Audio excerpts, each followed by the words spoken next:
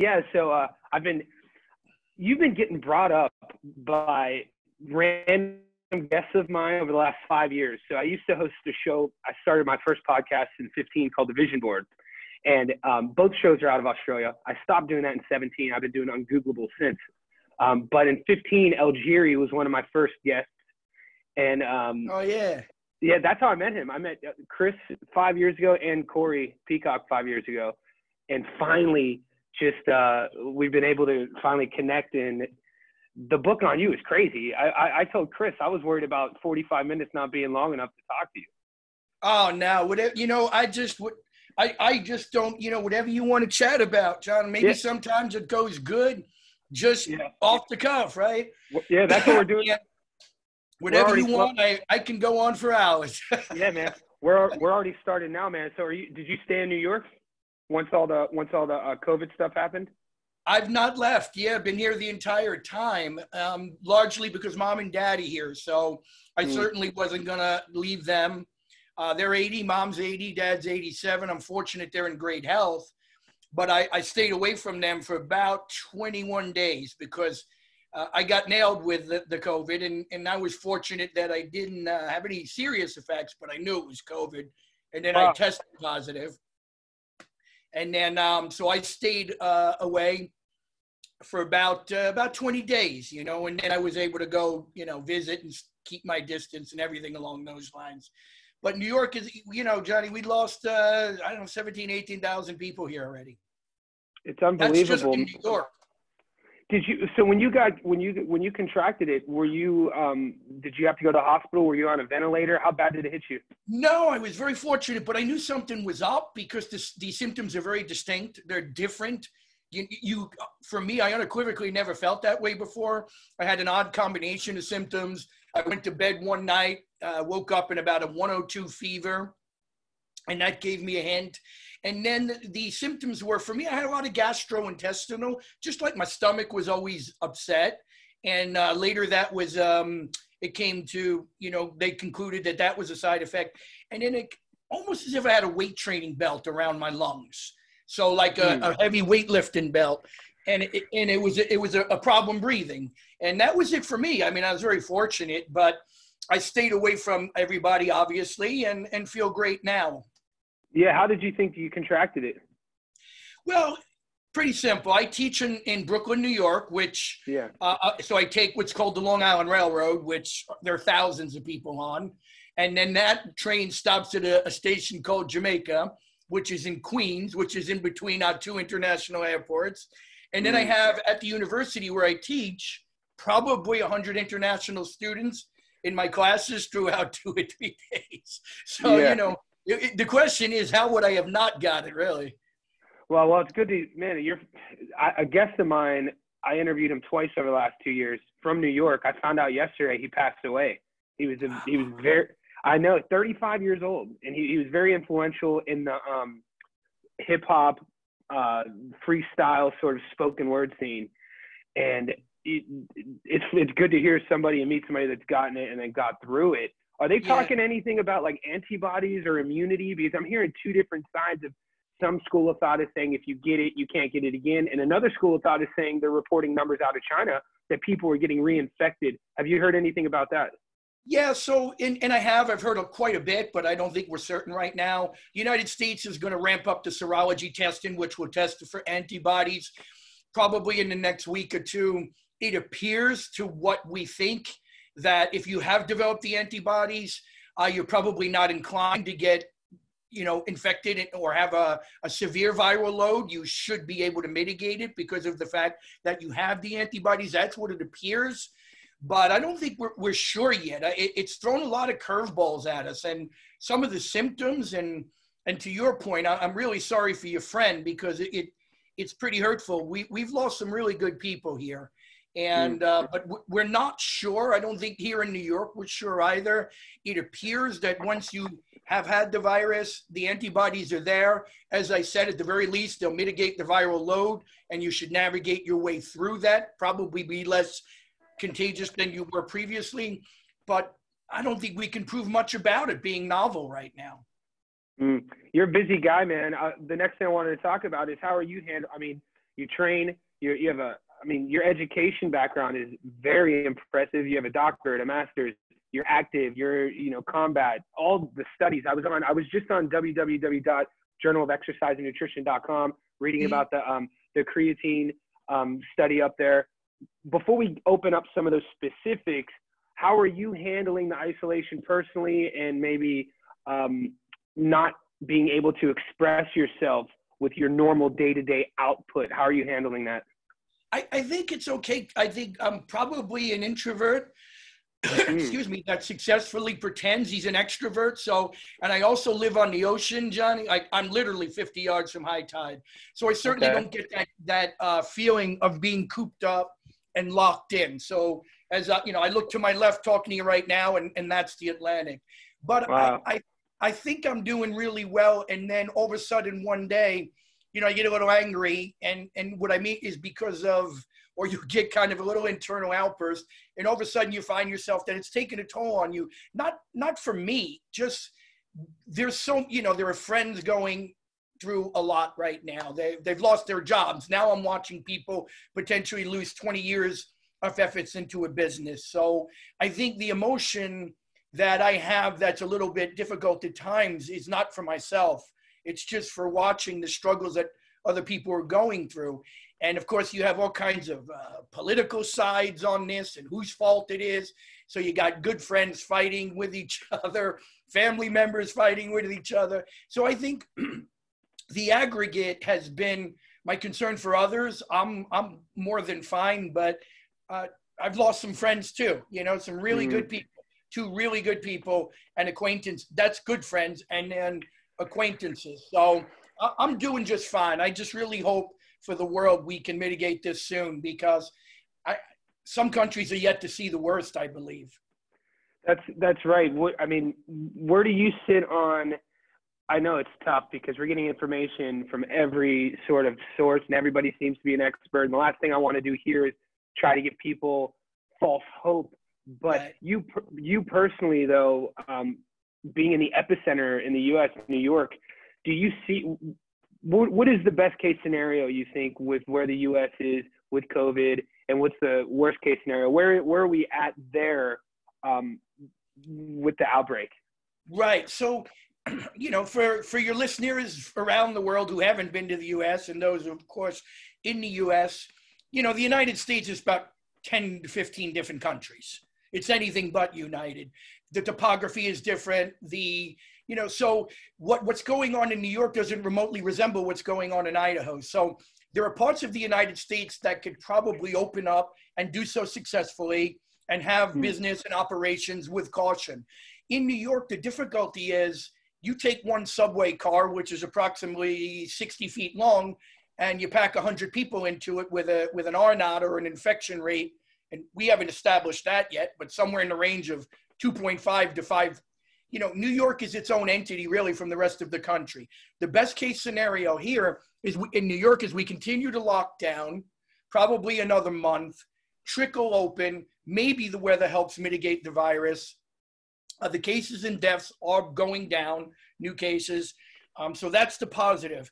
And I believe, and maybe I'm an optimist in this capacity, but for every week we buy, some stud or studette scientists out there, obviously the vaccine won't be ready, but we will come up with some drugs that significantly mitigate the effects of this virus, which I think will help people to be able to go out, work, reduce the viral load, if nothing else, make them less contagious, and we can better protect the elderly. Because in the United States, it's about, we had a study at New York University. The number one cause of death in those that have COVID, not the number one cause of infection in the US, the number one cause of death is obesity. Our country is riddled with comorbidities, riddled with it. Yeah, I remember. That's the problem. Yeah, I grew up in Northeast Ohio and in Youngstown, and I've been in Sydney, Australia for September will be 7 years. But I'll never forget the first time when I moved to Australia and came back to the States. A year had passed, and I landed in LAX, and it was so noticeable and evident. All of the people waiting for wheelchairs as the plane was embarking. And I'll never forget that. And Right. it's something, how we're raised. I mean, no matter where you are, you've been through adversity, no matter who's listening to this. And I think that adversity kind of, if you're an educated person, gives you kind of the sense of being able to depict silver linings throughout moments of this. And what you spoke about, the obesity, what I'm seeing online, it's crazy that it's taken something like this, but I've never seen more of a rush for wellness or fitness or people. It's kind of like it is a panic of people wanting answers or how can I help myself? But that's a good thing. People are at least not sitting back and waiting to get it. Are you supplementing? Did you get on board with like the high dosage of vitamin C, the zinc? I talked to an Eastern medicine doctor. She was telling me about, I'm going to mess this word up. She's a herbalist too. Amagorphous. It's some sort of plant. Are you taking anything, or are you doing your normal day to day?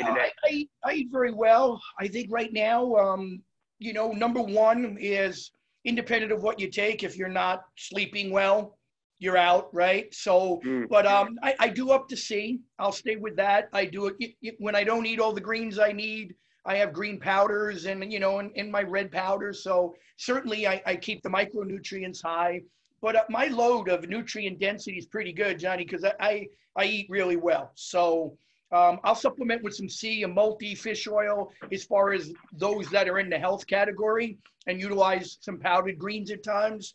But I feel the most important thing is that what we've determined from this, and we have lost some people that were in good health, but that is the rarity. But again, stay lean, stay physically healthy. I've been imploring my students at the university the importance of trying to keep their family members healthy for years, because and here now we've had a virus that's come in.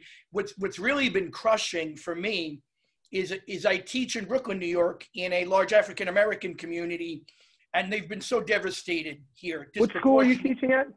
Long Island University, Brooklyn. Okay. And to see this really hurts, because I feel, certainly feel maybe instead of just trying to build great young students to really assist the community as far as improving the quality of health in that community, I probably should have been more active myself. So I do think in the future here, I'm going to be a little bit more proactive in messaging for wellness, weight management, and disease prevention. I don't think we have a choice, Danny, because we're in bad shape in the United States. The numbers are startling. Well, if you look at statistics and ratios, I know Australia's not populated. I think maybe 25 million throughout the whole country, but they compare. The statistics do compare with the obesity rate. Just static lifestyles, people just not getting off the couch, or I think I grew up in a house where I saw that every day, and I think it's more of I think it starts with mental health. I think a lot of people, they get caught in this bad momentum, referencing the people who maybe are obese, and it's just kind of like this cycle of bad habit after bad habit. Next thing you know, 20 years have passed, and then we think we could fix it by turning the light switch on. But it's like figuring out a way of how to unwind that sort of negative mental approach and bad habits and create new ones. It's tough. It is. I think that's a wonderful observation. This is behavioral change, and it's very difficult. And we're not just dealing with a bad habit, we're dealing with primal instinct, right? So, eating it's limbic. In better words, you go hours without food, you have a primal craving for sugar and fats, which, by the way, is absolutely normal if you don't eat for 5 or 6 hours.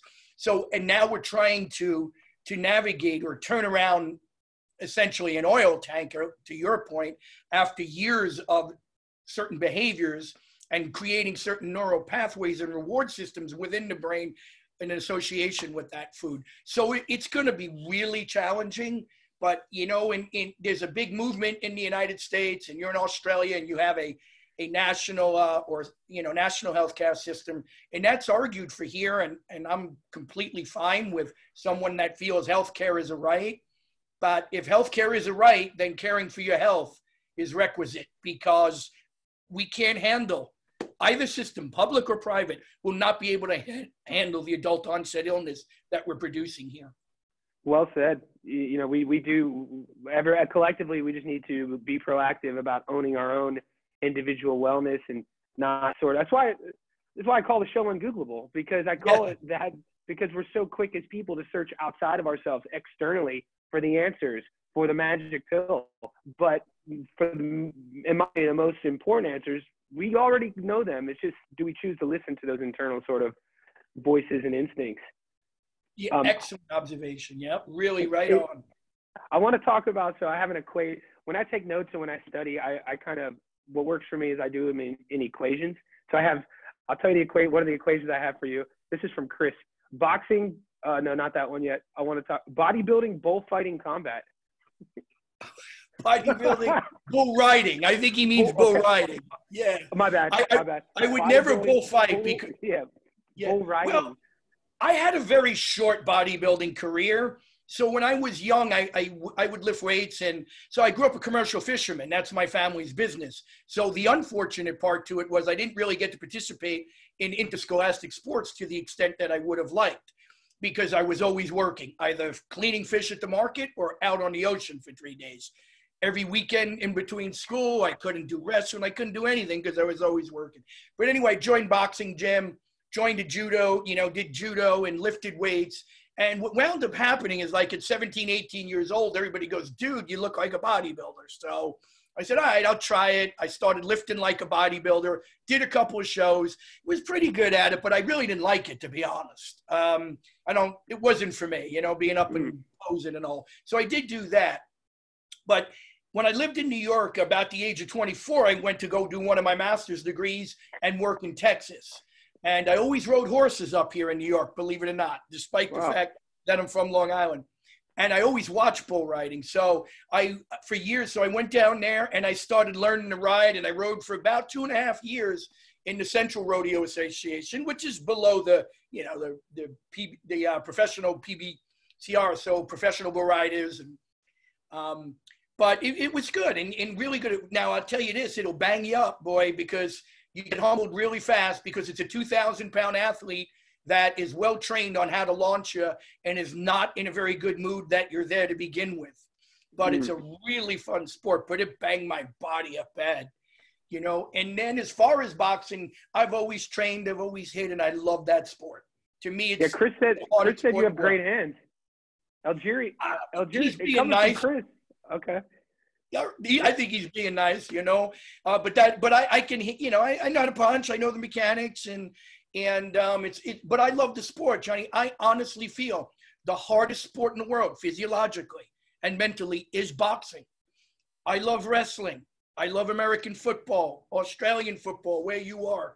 But to sit 18 inches in front of your opponent with a punch coming at you at nearly 25 miles per hour, to have to avoid it, if you don't avoid it, to get hit by it, your cognitive faculties declining, you subsequently take a body shot, okay, which is now put an inflammation on the lungs, the one device you need to get air in. You have to move in a capacity that's completely unnatural to human mechanics. You use no contralateral movement. You position from one angle to another without using your arms. Your hands are up. Okay, you have to defense, you have to react within split seconds. And let's be honest, the incessant head trauma and trauma to the body makes this sport unlike anything else, man. I'm fascinated. I love it. Me too. I don't know if you see the floor to ceiling bag there. I also have the heavy bag that's connected to the ceiling right there. I saw you hitting it pretty good on it the other day on Instagram. Well, the thing is, when I was a kid, my hometown, Youngstown, we produced Ray Mancini. My childhood best friend, we used to win all-star tournaments together. He was my catcher. I was the pitcher, Kelly Pavlik. I watched Kelly win. Oh, Kelly? Multiple world championships. He was like my brother. We grew up on. So cool, man. I was a big fan. Yep. Yeah. Oh, you got good boxing Sure. pedigree. Yeah, there's a gym on the south side of Youngstown. The coach there is Jack Lowe. Jack had Kelly since he was 8 years old. I know the name for sure. I always tell people, if Kelly this is honest truth, if Kelly would have never quit baseball, because he had to make this decision to either quit he was a great football player too. He stayed with boxing from the time he was 14 on. But the kid was throwing runners out from catcher stance on his knees when we were 10 years old. And by the time we were 12, he's calling our game. So he's telling me what signs I'm shaking him off. He was a stud. He's one of those athletes that, you know, just long and rangy too. I once heard, I think Teddy Atlas said it. He said that the big muscle punchers, you know, they might hit hard, but it's those long, wiry punchers that are able to just kind of generate more force and more whip on it, like kind of Hagler. Absolutely. Yeah. I didn't know he was such a well-rounded athlete. Very cool. Yeah. I mean, his style was just workmanlike. Let me just stay there, throw just straight punches, take what you got, and I'm still standing there. And he uses that height too. 6'2", 6'3", fighting at middleweight. I know. Oh man, that's Tommy Hearns like. Yeah, Hearns. Yeah. That's what I was just watching the Hearns Hagler. I always get mixed up between the last name. Oh, wonderful! Yeah. One of the best ever. It was almost like that fight, or the Hearns Hagler fight. It was almost like those two guys before the fight started kind of messaged each other. It was like, look, it's not going the distance. Let's just try to kill each other before this thing stops. You're right, because crazy fight. I think you're right on. It's like, okay, we don't. Yeah, like both of us got to get out of here by 10:30. Let's just go for it, and whoever knocks who out, we'll get out of here. Yeah. Yep. The reason a week ago when I interviewed Corey and Chris together this past podcast, and I brought up, and it's what brought you up again. I was talking to Chris about over the last 5 years, he's helped educate me on the benefits of creatine, not just for what the sub shops are telling you to take it for, not just for the strength and all the studies, but for cognition. And it's in microdosing it, and there's been some studies that actually show signs of being able to promote brain sort of protection, layering of the brain. Now, when I was on the website, I aforementioned the Journal of Exercise and Nutrition.com, and that's your study on creatine supplementation and practical strategies and consideration for MMA. Let's talk about that a bit on maybe something that the people who are listening and watching this don't know about creatine, because we're only getting fed sort of one side of the ball game, but there's so many other benefits. Well, there really is. And I think you highlighted the fact that this supplement is no longer really research for athletic performance, because I think that's pretty conclusive. For 35 years, there have been those who've had a grudge against it and have tried to prove it both ineffective and dangerous, and they failed. And I don't have any vested interest in creatine. If tomorrow we learn it's no good, I'll just come out and say it's no good. But from a performance perspective, to your point, which is more I've studied the periphery and its effects on, the pathways and intramuscular water retention and potential increase in cross-sectional area. But the Dr. Darren Kanda and Scott Forbes, who I authored that article with, do extensive work with creatine on the neuroprotective side, CTE, which you probably talked about with Chris. So I think the amazing thing is that we're finding out about this compound is that a lot of cells in the human body use it. As a matter of fact, some of the T cells in the immune system, this came out of, and you'll have to forgive me because I read so many studies on it, but I think it was Cal Polytech, which is a very good medical school here, showing that some of the T cells that are actually involved in fighting cancer cells rely heavily on creatine as a substrate. And so I think what we're learning is it's far more omnipresent than we ever considered before. That we're utilizing creatine in a host of different cells. And it's becoming, as a result of that, prescribed across numerous therapeutic categories. To your point, now there's some we don't know about, but there are data and some that have come out in Duchenne's disease or its utilization in MS because of the neuroprotective benefits. So I think what's wonderful about it is to see that every time a new study comes about, we're learning, wow, well, these cells use it, those cells use it. It has benefit on these cells, neuroprotective here. It's an energy substrate here. It seems to mitigate inflammation there. So that's what's fascinating about it. You know, it's not like, oh, cool, wow, the muscles use it. And when I was your age, I thought that's what it was. And now we're finding out, hey, no, active role in in the immune cells and immunoprotection, active role neuroprotective. And we're just going to keep discovering new things. So it's really logical for anyone to consider utilizing it prophylactically and as a part of their dietary practice, health. Do you remember the Corey Stringer case? Yes, Corey, Minnesota Vikings. Yeah, Ohio State University. Went to Warren Harding, Youngstown, and I grew up. It's kind of like a religion to grow up where I grew up to be a Buckeye fan. But I'm a Buckeye fan, by the way. Are you serious? How did you end up a Buckeye? How did you end up a Buckeye fan? My girlfriend's son, and as a result of that, I've been going to the games, and it's the best experience in the world. 100%. Like, people don't understand that. I've been trying to get my girlfriend to come to Columbus with me to just see a game. It's in the Horseshoe. It's more of a religion. But when Corey had that tragic accident, I think it was like getting ready for the season, and do you remember they tried blaming it on creatine? They said that his kidneys failed because he was dehydrated. And right. I mean, I tried doing more research, but it was like that was one of those awful yellow journalism articles on trying to condemn and blame something on something. Yeah, absolutely. Absolutely. And that was before everyone was completely irresponsible like they are now. Okay. Yeah. Everybody's just mega posting something up, and you look at the source and you're like, what is your intent? I mean, but yes, I remember that. And did they also, and I forgive me for not remembering, and just by the way, I want to show you. In case you think I'm kidding. Oh, yeah. That's awesome, man. 08. Here we go, right? That's so awesome. I'm a Buckeye fan. But I also, awesome. were they also looking at potentially like, because that was back in the day when I think ephedrine was still being used, or. Uh-huh.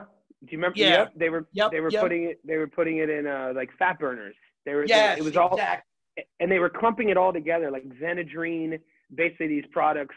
GNC was just, exactly. We were right. like, I graduated high school in 2000, and I remember I played baseball, football, and basketball, played baseball after.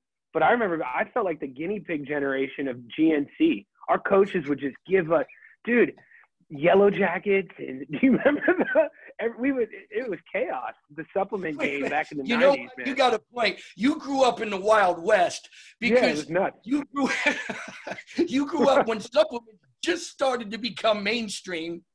Yeah. And before the FTC and everybody could say, time out, this is getting out of hand, you know? Yeah. You're right. I remember things, and I don't want to call out companies, but I remember things like Rip Fuel. Oh, man. You could fly the space shuttle on that stuff. Dude, yeah. The boys would go out to the nightclubs on it. Right. You were definitely in that experimental gap, my man. For sure, man. I'm like, how is this not regulated? You got the Ray Longo shirt on, the Longo MMA. Yeah, this is, that's where I'm at it at school. I'm very good friends with Ray and Matt Sarah, who are, so while I speak to this, I want both of those guys in you. It's so crazy. They are good. Let me tell you what, and they're good people, man. I would like, I'm feel really happy to be here with you, and also to have the opportunity to say those are some good dudes. They work hard. They care about their fighters. It's like the circle with Doc Peacock and Algieri. There's a certain bonding here of good people that are in this for the passion and love and really for the well-being of others. And Matt and Ray, I've been working with those guys for many, many years. Their corner, I've been watching, 1993, November 11th, UFC 1. I've been watching since then. And so not only it was funny, when Kelly was in his career boxing, I went through about 7 years of not really watching MMA because I grew up boxing, started watching UFC. Kelly became a pro, and I just followed his career. When he retired, I got back in the UFC.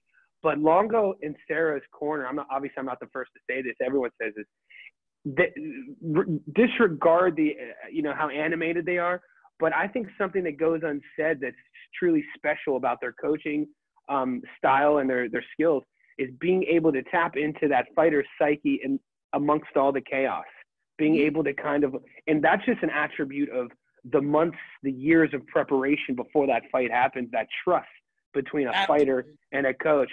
It's something that when you get to see it on the highest level and you get to see it work, like watching Chris become a world champion and that all the fighters who come out of there are just professional as well, how they carry themselves. It's an attribute to that team that you're wearing. And where do you are you rolling there? Are you doing are you doing MMA or just one? So I do a little bit, I do a lot of throwing in Brooklyn, judo, a little jujitsu there. And I do a little jujitsu there. I hit there mostly. I hit with Longo, Awesome. so he's kind of like my striking coach. And a woman named Jenny Nadell, who's a Glory kickboxing champ. So Jenny is my striking coach too.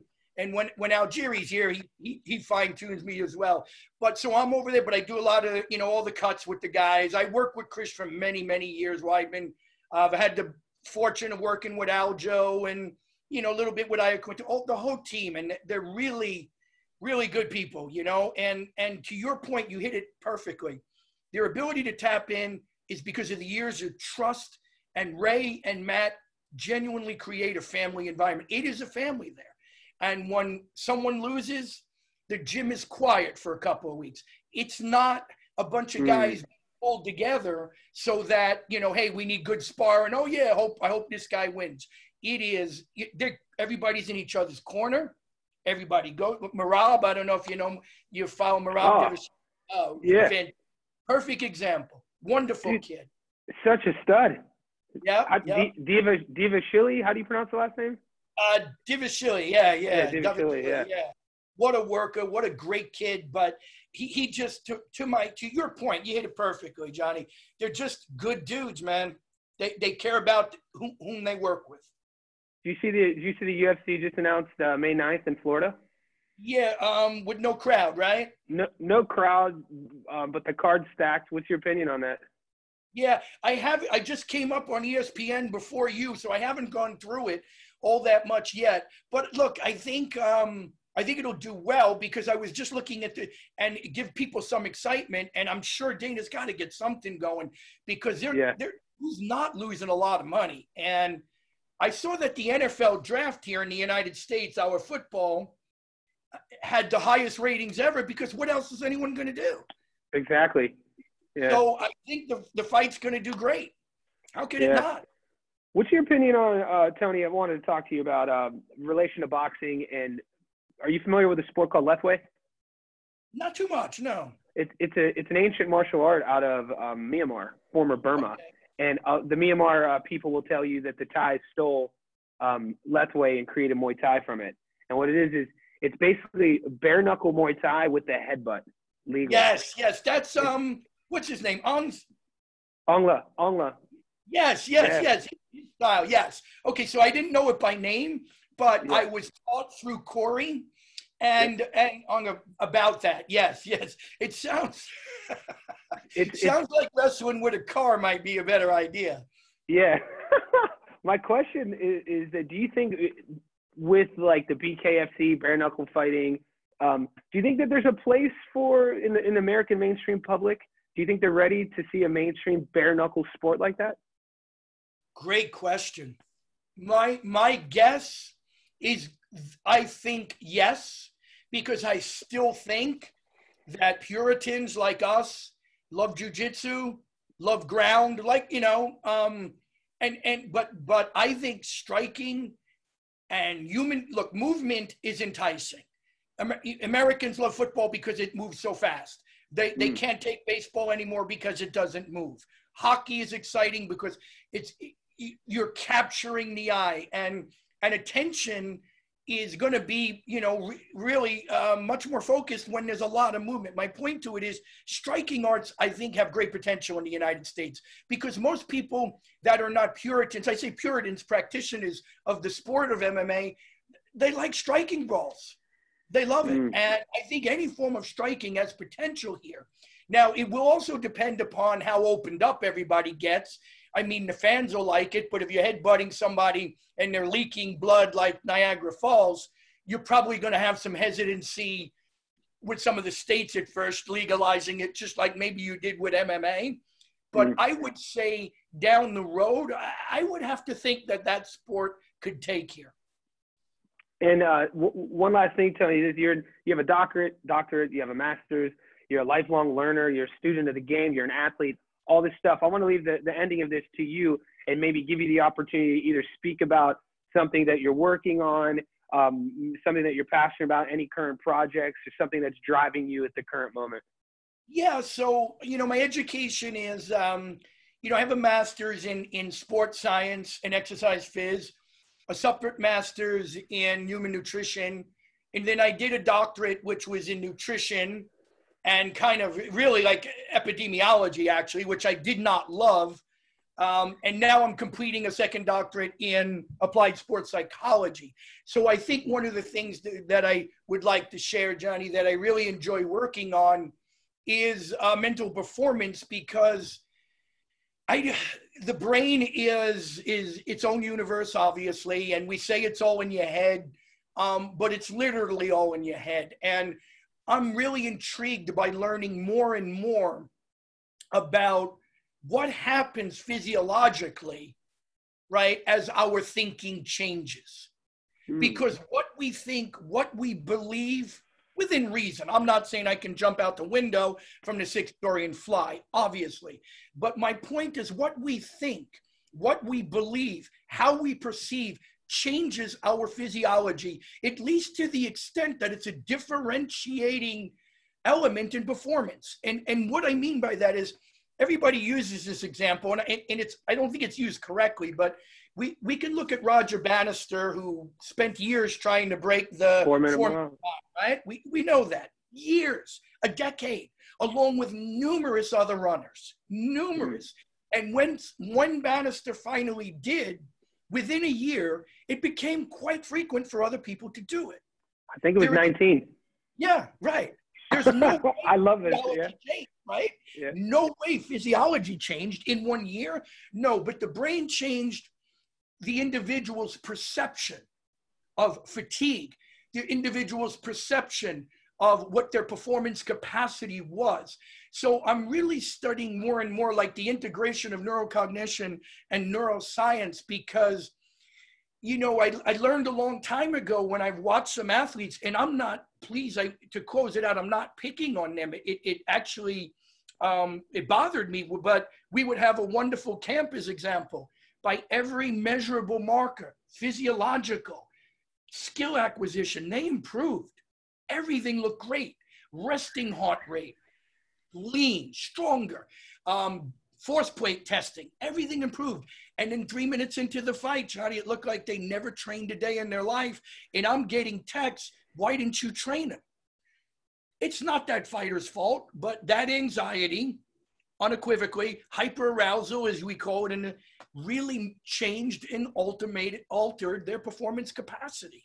So I'm working mostly now with the Society of Neurosports and Doc Peacock, Corey, and Dr. Antonio, and a brilliant neuroscientist named Jamie Tarter, PhD neurosci, on learning more on really how the brain runs physiology, but how by changing how we perceive self-perception, self-efficacy, determination, and focus, how that changes physiology for the better. It's beautiful, really, man. Yeah, well, I'm going to leave in the show notes, I'm going to leave all of your contact details. Are there any other specific websites that you want to boost out now before I get you out of here? No, I'm pretty mellow. So like, I'm not really good on social media. I really appreciate being here with you. I think it's an honor that you even asked me, to be honest. You got a great show and a good following. But I'm on Instagram at FightShape_Ricci. The company is Fight Shape. And it's just / with RICCI, my last name. And my email is tony@fightshape.net. And awesome. People can DM me, and I'm on Facebook as Tony, and they can get in touch. And I love to chat and go back and forth with some cool stuff with them, Yeah, man. I'll put all that stuff in the show notes. Thanks for doing this with me.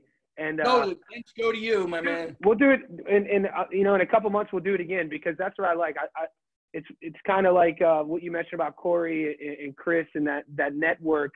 It's awesome to meet like-minded people, and then people that are in the trenches, researching, studying, applying, learning, and then teaching like yourself. So I get to learn from you. So thank you. Oh, it's vice versa. And keep me posted on when it goes up. And I will. Delighted to share it, Johnny. Thank you. I'll talk to you soon. I'll message you right before we post this, okay? Stay well, my friend. Stay safe. See you later. Awesome.